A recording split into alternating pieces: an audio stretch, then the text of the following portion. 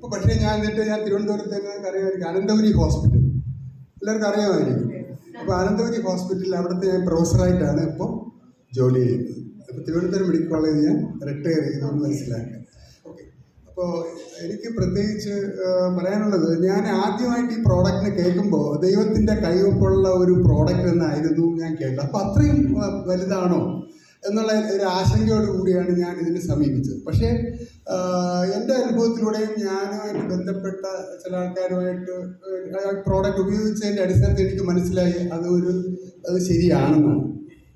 അപ്പം അത് തന്നെ നമുക്ക് അത്രയ്ക്ക് വാല്യൂ കൊടുക്കാൻ പറ്റുന്ന ഒരു പ്രോഡക്റ്റ് തന്നെയാണ്. കാരണം നമുക്ക് ഒരു ബ്ലഡ് സർക്കുലേഷൻ ഹ്യൂമൻ ബോഡിയിൽ മുഴുക്കെ കൊണ്ടെത്തിക്കാൻ പറ്റുന്ന വേറെ ഒരു മെഡിസിനും നമുക്കില്ല. അപ്പം അത് തന്നെയാണ് ഏറ്റവും പ്രധാനപ്പെട്ട കാര്യം. അതിന് വേണ്ടിയിട്ട് ഓക്സിജൻ സർക്കുലേഷൻ, നമുക്കിത് രണ്ടും ഓക്കെ ആണെങ്കിൽ നമ്മളെ ബോഡിക്ക് പലതും ഡിഫെൻഡ് ചെയ്യാൻ പറ്റും, നമുക്ക് ഇമ്മ്യൂണിറ്റി ബൂസ്റ്റ് ചെയ്യാൻ പറ്റും നമുക്ക് ബോഡി. പക്ഷേ അതിലൊരു കാര്യമുണ്ട്, സാംക്രമിക രോഗങ്ങൾ നമുക്ക് പ്രതിരോധിക്കാൻ കഴിയില്ല, പക്ഷേ അത് ഇമ്മ്യൂണിറ്റി കൂട്ടാൻ സഹായിക്കും. ഇതിനോടനുബന്ധിച്ച് എൻ്റെ സഹോദരിമാരുടെ എനിക്കൊരു കാര്യം പറയാനുള്ളത്, ഇന്ന് നമ്മുടെ ഗ്ലോബൽ ക്യാൻസർ അവയർനെസ് മന്താണ്, അതായത് ബ്രസ്റ്റ് ക്യാൻസർ അവയർനെസ് മന്താണ്. ഇന്ന് തീരുകയാണ്. ഈ ഒക്ടോബർ 1 തുടങ്ങി ഒക്ടോബർ 31 വരെയാണ് ഈ ബ്രസ്റ്റ് ക്യാൻസർ അവയർനെസ് മന്ത് എന്ന് പറയുന്നത്.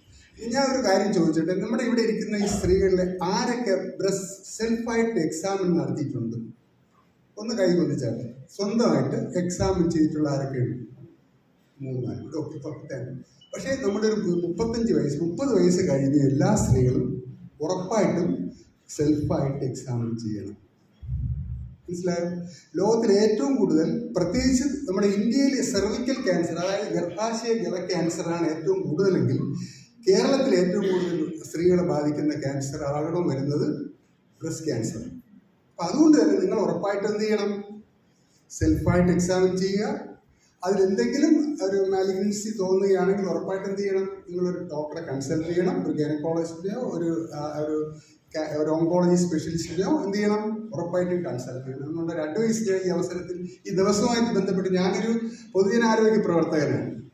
ആ നിലയിൽ ഞാനിത് നിങ്ങളുടെ ശ്രദ്ധയിൽപ്പെടുത്താൻ ആഗ്രഹിക്കുന്നു. ഒന്ന്. രണ്ടാമത്തെ കാര്യം, സെർവിക്കൽ ക്യാൻസർ, അതായത് ഗർഭാശയ ഗള ക്യാൻസർ എന്ന് പറയുന്നത് അതൊരു നമ്മൾ ഈ ക്യാൻസർ എന്ന് പറയുന്നത് എല്ലാം തന്നെ ഒരു ഇതല്ല, NCD അല്ല. ഇതൊരു അണുബാധം മൂലം ഉണ്ടാകുന്ന ഒരു ക്യാൻസറാണ്. ഏത്?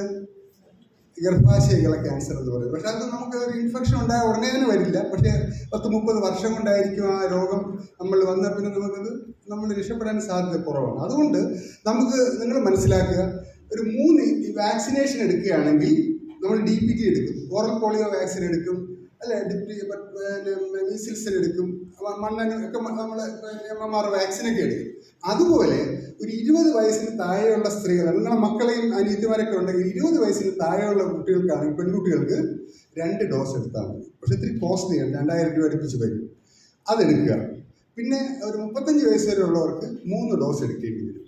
അങ്ങനെ എടുക്കുകയാണെങ്കിൽ നിങ്ങൾക്ക് എന്ത് ചെയ്യാം? നിങ്ങൾക്ക് ഈ സെർവിക്കൽ ക്യാൻസറിൽ, ഗർഭാശയ ഗള ക്യാൻസറിൽ നിന്ന് നിങ്ങൾക്ക് രക്ഷപ്പെടാൻ കഴിയും. അത് മനസ്സിലാക്കുക. അതോടൊപ്പം തന്നെ നമ്മൾ ചില കാര്യങ്ങളോടെ നമ്മൾ പിന്തുടരുക. നമ്മൾ കൂടുതൽ വെള്ളം കുടിക്കുക, കൂടുതൽ ഇലക്കറി